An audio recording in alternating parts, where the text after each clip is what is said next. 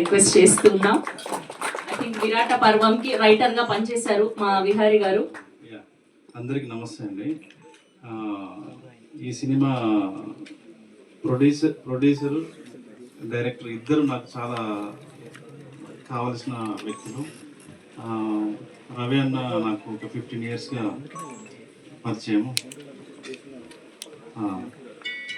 Is like my ఒక అన్నలాగా always నాకు support చేస్తూ ఉంటాడు. గోపి నాకు చాలా అంటే ఆల్మోస్ట్ ఒక 8 yearsగా నాకు బాగా క్లోజ్ ఫ్రెండ్. మీడియాలో అందరికీ తెలుసు, మీడియాలో కూడా వర్క్ చేశారు.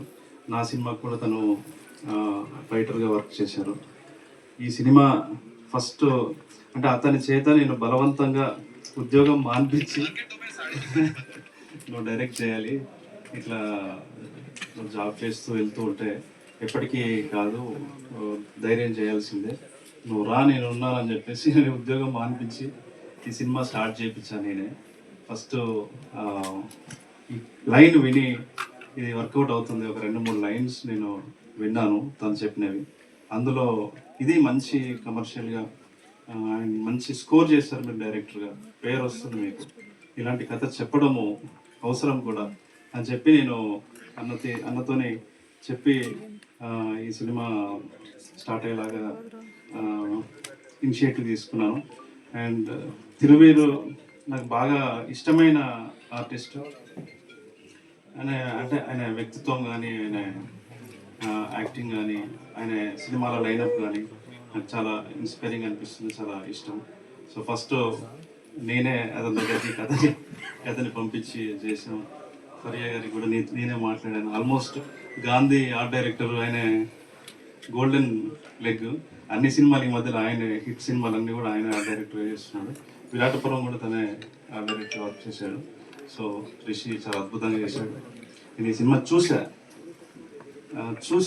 చూశాను కాబట్టి నేను స్ట్రాంగ్గా చెప్తున్నాను, ఇది డెఫినెట్లీ సూపర్ హిట్ అవుతుంది. ఈ సినిమా చాలా అద్భుతమైనటువంటి పేరుని ఈ రవి అన్నకి, గోపి గారికి, ఈ ప్రొడక్షన్ హౌస్ నిలబడడానికి అన్నిటికీ ఈ సినిమా కారణమవుతుంది.